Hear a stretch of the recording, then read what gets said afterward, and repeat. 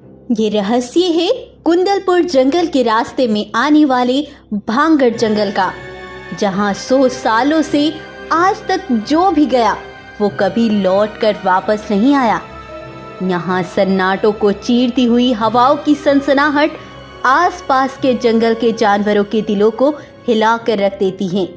यहाँ दिन हो रात, सुबह हो या शाम, अंधेरा ही अंधेरा रहता है।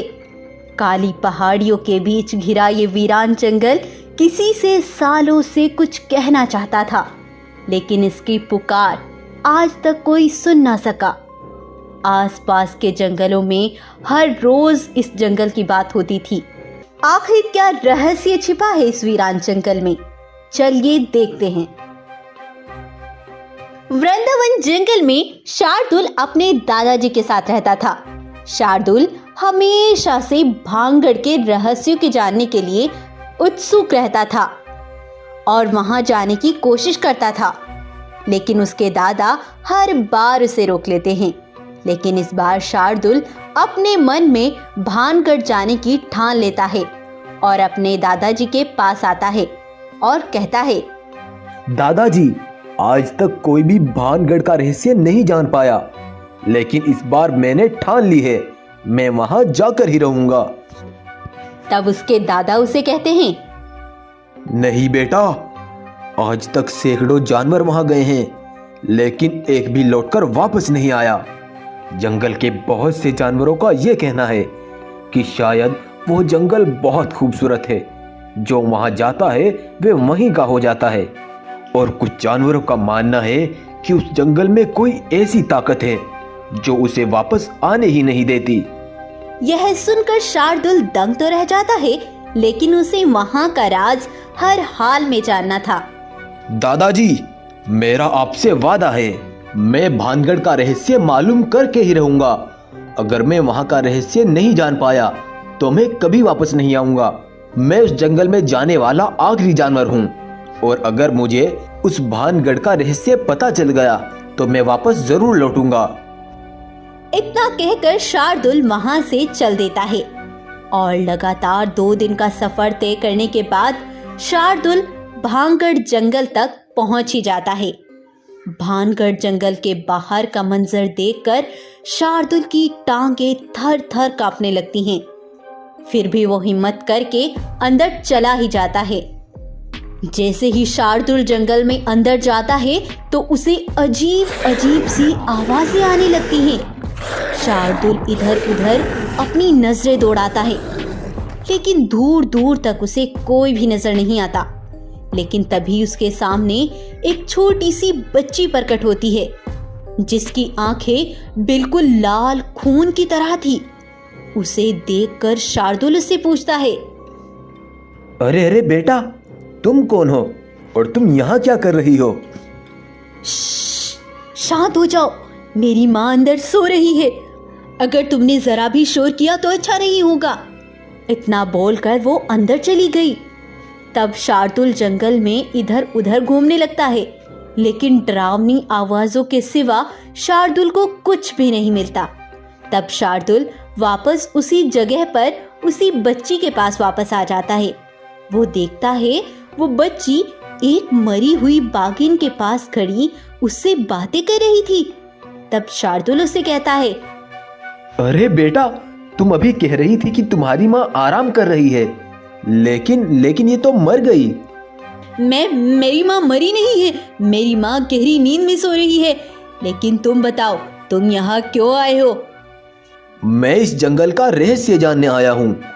मेरे जंगल के ना जाने कितने जानवर यहाँ आए और वो कभी वापस लौटे ही नहीं, और ना ही मुझे वो यहाँ पूरे जंगल में कहीं दिखाई दिए।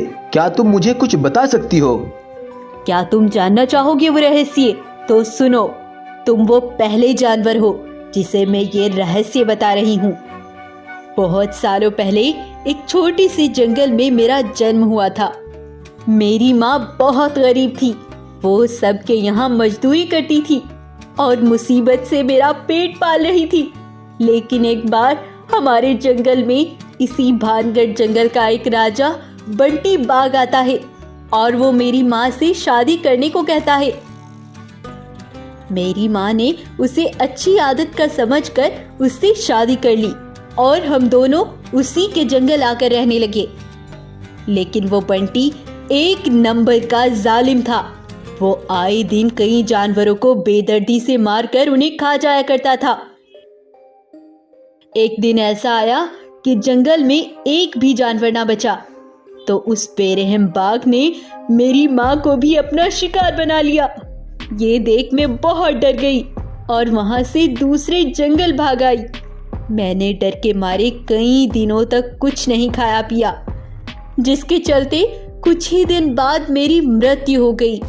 तब से मेरी आत्मा इस भांगड़ जंगल में घुस आई, लेकिन वो बंटी बाघ इस जंगल से भाग गया था और फिर जो भी इस जंगल में आता मैं उसे मार डालती थी, क्योंकि सभी जानवरों में मुझे वो खूनी बंटी बाघ ही नजर आता था।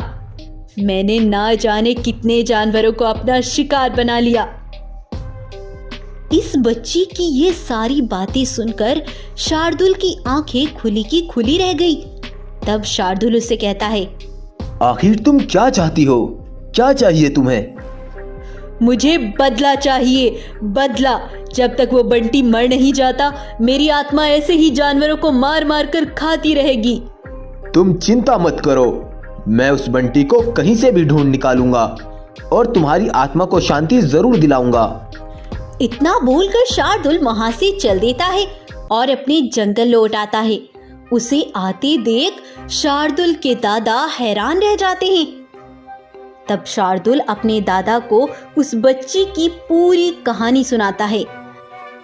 यह सुनकर उसके दादा कहते हैं, बेटा शार्दुल, मैं उस बंटी को जानता हूं और वह कहाँ रहता है मुझे यह भी मालूम है। तो फिर जल्दी करो दादाजी, हमें तुरंत उसके पास पहुंचना होगा।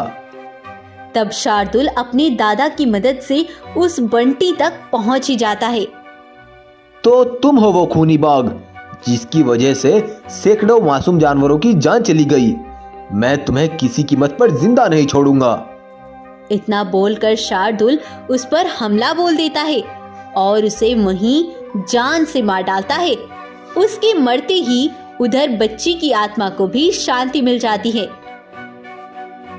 और फिर से वो जंगल खुशहाल हो जाता है और फिर से उस जंगल में जानवर भी रहने लगते हैं।